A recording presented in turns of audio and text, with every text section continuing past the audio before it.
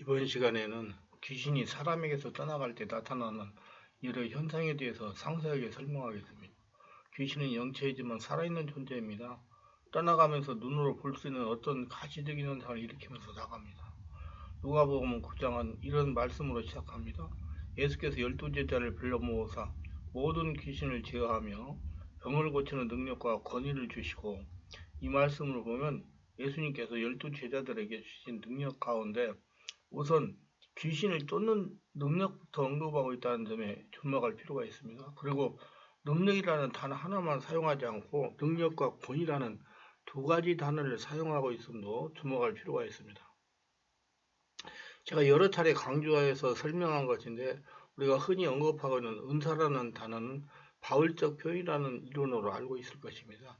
은사라고 하면 우리는 일반적으로 아무런 노력도 하지 않았음에도 불구하고 은혜로 공짜로 주시는 것이라는 점을 강조해 두기 쉽습니다.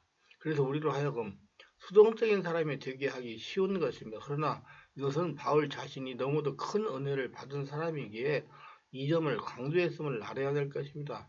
바울을 제외한 그 누구도 은사라는 말을 즐겨 사용하지 않았고, 은사라는 말 대신에 권세 또는 권능, 그리고 권위라는 말을 사용했습니다.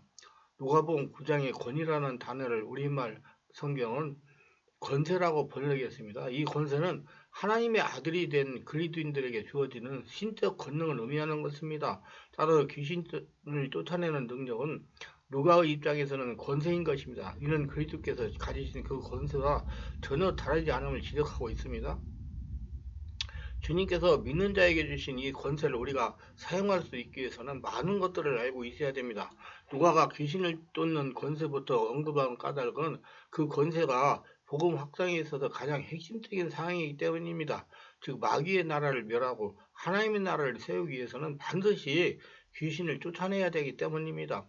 도적을 몰아내는 일은 하나님 나라 회복에 있어서 필수적이기에 우선 귀신을 쫓는 일부터 언급하고 있는 것입니다. 따라서 모든 권능이 다 소중하지만 그 권능 가운데 귀신을 쫓는 권세는 더욱 중요하다고 할 것입니다. 그런데 우리가 귀신을 쫓아낼 때 과연 귀신이 나갔는지 안 나갔는지 어떻게 알 수 있겠는가 하는 문제가 있습니다. 성경에서 귀신을 쫓아낼 때 나가는 모습을 아주 구체적으로 기술한 부분이 있습니다. 그 장면을 여기에 옮겨보면 다음과 같습니다. 귀신이 그를 잡아 갑자기 부르짖게 하고 경련을 일으켜 거품을 흘리게 하며 몹시 상하게 하고야 결국 떠나가나이다. 누가복음 9장 39절입니다. 많은 사람에게 붙었던 더러운 귀신들이 크게 소리를 지르며 나가고, 사도행전 8장 7절입니다.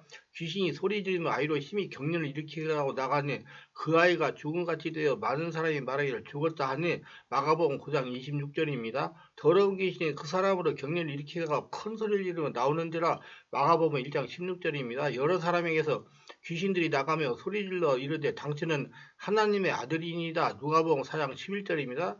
귀신이 쫓겨나가는 장면을 우리는 눈으로 확인이 되어야만 사역을 종결할 수 있는 것입니다. 위에 예를 보면 갑자기 부르짖다, 경련을 일으키다, 거품을 흘리다, 몹시 상하다, 크게 소리를 지르다, 죽음같이 되다 등이 기록되어 있습니다. 성경은 귀신이 쫓겨나가는 현상을 이와 같이 묘사하고 있지만 현실적으로 이를 알아차리는 일이 간단하지가 않습니다. 우리가 운동을 할 때 처음에는 실력이 좋은 사람의 시범을 보고 따라하게 됩니다. 능숙한 솜씨로 시범을 보이는 선수의 모습을 보면서 할 수 있을 것 같은 자신감이 생기지만 막상 하려고 하면 마음대로 되지 않습니다. 보면 쉽게 할 수 있는 것 같은데 막상 하려고 하면 제대로 되지 않는 것처럼 성경에 이렇게 기록되어 있으니, 이런 현상을 보면 귀신이 쫓겨나가는 것으로 확인할 수 있겠다고 생각이 되지만, 실제 귀신 축사의 현장에서는 도무지 감을 잡을 수 없을 정도로 혼란스럽기 마련입니다. 성령으로 장악된 귀신은 여유를 주지 말고 쫓아내야 됩니다. 귀신에게 틈을 주면 자신들이 방어할 구실을 찾아내며 교묘하게 사역자를 속이게 됩니다. 그러면 축사 사역을 실패할 수밖에 없습니다. 그리고 다시 귀신을 죽게 하려면 성령으로 장악을 하는데 상당한 시간이 소요되기 때문입니다. 귀신은 축사하려고 오는 사역자의 능력이 어느 정도인지 알지 못하며 축사자도 역시 귀신의 능력이 어느 정도 강한지 알지 못합니다. 그래서 서로의 탐색전이 시작되고 그렇게 15분이 지나면 본격적인 영적 싸움이 시작됩니다. 귀신이 약하자면 그때부터 위장술을 펴면서 어떻게 해서든지 이 순간을 모면하고 살아남으려고 가진 수단을 다 사용합니다. 그 중에 거짓으로 나간 척하는 것이 일반적으로 많이 사용하는 귀신들의 위계입니다. 저는 귀신이 이렇게 속이는 것을 미연에 방지하기 위하여 환자에게 성령 안에서 온몸으로 기도하도록 하는 것입니다. 오랫동안 기도하도록 합니다. 사역자에게 역사하는 성령을 환자에게 전시켜서 성령께서 환자를 완전하게 장악하게 하는 겁니다.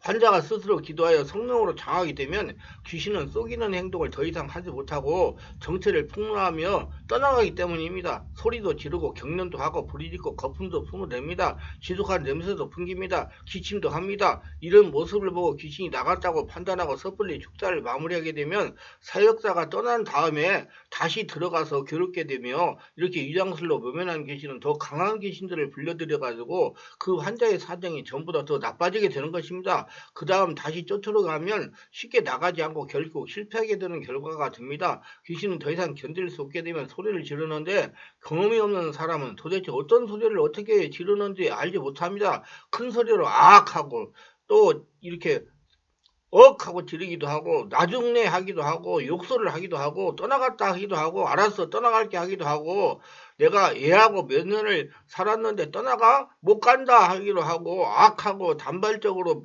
소리를 지르기도 합니다. 때로는 끙 하고 신음하듯 하기도 하고 제발 이러지 말아라 하면서 예언하듯 하기도 합니다. 어떤 경우에는 입을 악물고 얼굴을 일그러지면서 아무 소리 내지 않는 경우도 있습니다. 이런 모든 형태를 다 포함하여 성경은 소리 지르며 나간다고 서술하고 있는 것입니다. 경련을 일으키는 건 온몸을 부르짖듯 떨면서 진동합니다. 억울한 일이 있으면 사람들은 몸을 떨고 흉악한 일을 목격하면 분노해서 사지를 떨지 않습니까?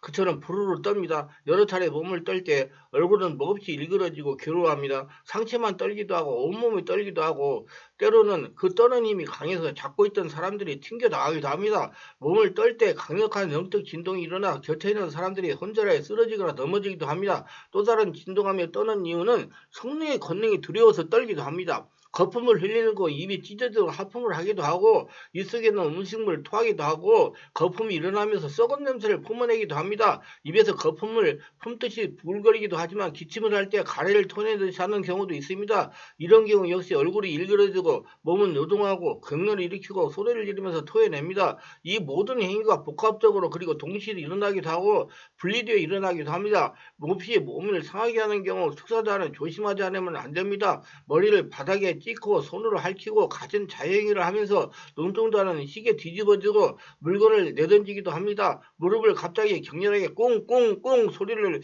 나게 뒤에 밟는 소리가 날 지경이 되기도 합니다. 흉기를 들고 설치며 위협하기도 합니다. 씩씩거리면서 분난 사람이 이성을 잃고 나타나는 것 같아서 무척 위험합니다. 성경은 몹시라는 단어를 이를 강조하고 있습니다.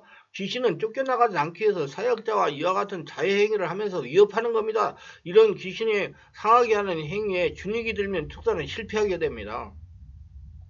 이런 경우를 예방하기 위해서 환자를 성령으로 장악되게 하는 것입니다. 성령으로 장악되게 하는 방법이 성령 안에서 주여 주여 하면서 숨을 복식호흡하면서 깊게 들이쉬고 내쉬면서 기도하게 하는 겁니다. 상당한 기간 동안 오랫동안 하면 성령으로 지배되게 되어 있습니다. 성령이 으로 장악이 되면 얌전하게 떠나는 것이 보통입니다. 특히 사역자는 환자를 성령으로 장악되게 하는 다각적인 방법을 알고 적용해야 됩니다. 그래야 죽기가 쉽습니다. 죽기 사역이 그렇게 쉬운 문제가 아닙니다. 죽은 것 같이 되는 경우 역시 사역자는 크게 놀라지 않을 수 없습니다. 간혹 어설픈 축사자들이 축사를 흉내내다가 사람을 죽이는 경우가 있지 않습니까? 이런 사례 때문에 축사자는 환자가 죽은 것처럼 되어버리면 덜컥 겁을 먹게 됩니다. 축사 사역에서 가장 위험한 것이 겁을 먹는 것입니다. 축사자가 겁을 먹으면 귀신은 절대로 나가지 않습니다. 그래서 축사자로 하여금 겁을 먹고 위축되게 하려고 몸이 상하게 하거나 갑자기 죽은 자처럼 되는 속임수를 사용하는 것입니다. 또 숨을 못 쉬게 하기도 합니다. 죽은 것처럼 되어버린 모양을 보고 겁을 먹고 축사를 더 이상 진행하지 않으면 실패할 수 있습니다. 축사는 마무리가 겁입니다. 99% 귀신이 항복할 때 나타난 증상이 이와 같은 현상들인데, 이를 완전히 축사가 되었다거나 겁을 먹었다거나 해서 축사를 서둘러 마무리하게 되면 다 죽어가던 귀신이 회생하게 되어버리고, 그렇게 되면 쫓아내는 일이 무척 어려워집니다. 알아야 할 것은 축사 사회자의 권위가 강하고 경험이 풍성하면 조용하게 아무런 반응 없이 떠나갑니다. 귀신이 귀신같이 알기 때문입니다. 축사는 마무리가 중요합니다. 귀신이 모두 쫓겨나갔는지를 확인해야 되는데 우선 환자의 눈을 살펴야 합니다. 귀신이 충만했을 때는 눈동자가 미친 사람 눈 같지만 귀신이 쫓겨나가면 눈동자가 맑아집니다. 초점이 흐리던 눈동자에 선명한 초점이 생기고 맑아집니다. 그런데 어느 정도가 맑은 눈인지 설명할 수가 없고 실제로 경험해야만 알 수 있는 것입니다.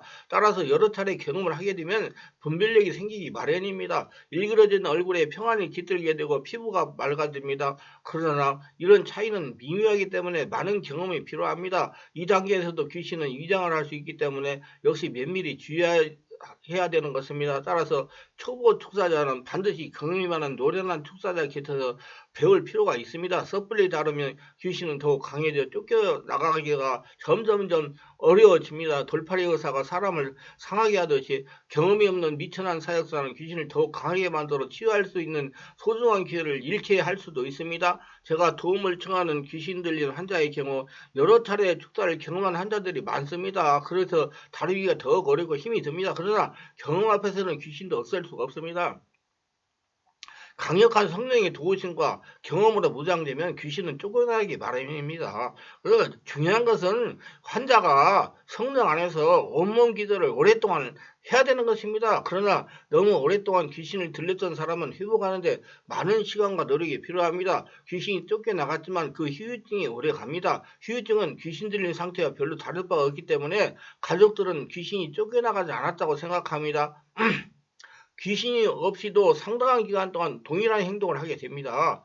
귀신이 들렸던 기간에 비례해서 그 후유 장애가 남기 마련인데 이를 치유하기 위해서 회복 치유는 축사와 전혀 다른 관점에서 다뤄야 되는 것입니다. 이것이 귀신 들림이 오래 진행된 환자의 경우 완쾌를 방해하는 요인이 됩니다. 정신과 치유를 받는 것도 좋습니다. 정신건강의학과의 약도 일정 기간 복용하며 정상으로 회복해야 됩니다. 더 상세한 것은 정신질환 불치병이 아닙니다. 책을 참고하시기를 바랍니다. 이는 마치 격렬한 사건 현장에서 충격을 받은 사람들이 겪는 외상후 장애처럼 후유장애가 귀신 들림에도 나타날 수가 있습니다. 그리고 진리의 말씀과 성령으로 충만한 집회에 참석하게 해가지고 영육의 균형을 유지하도록 기도해야 됩니다. 어쩌면 귀신의 죽기보다 관리가 유대가 더 중요합니다. 지속적으로 예배에 참석하여 기도해야 됩니다. 온몸 기도를 오랫동안 해야 됩니다. 우리 충만한 교회는 그래서 월화 금토에 2시간씩 집중 기도를 오랫동안 하는 것입니다. 보편적으로 귀신이 떠나갈 때 나타나는 현상은 이렇습니다.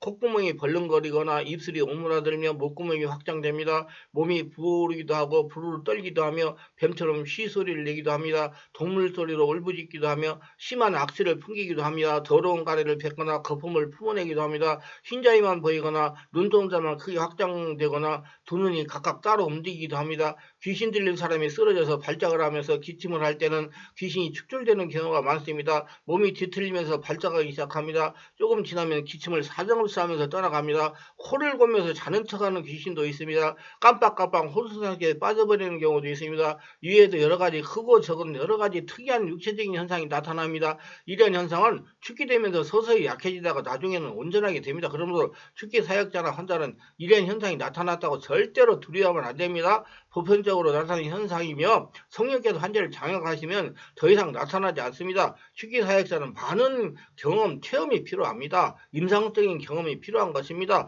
부족한 경험을 보충하기 위해서 선배 사역자들로도 배워야 되며 이들이 경험을 다룬 책을 많이 읽는 것이 좋습니다.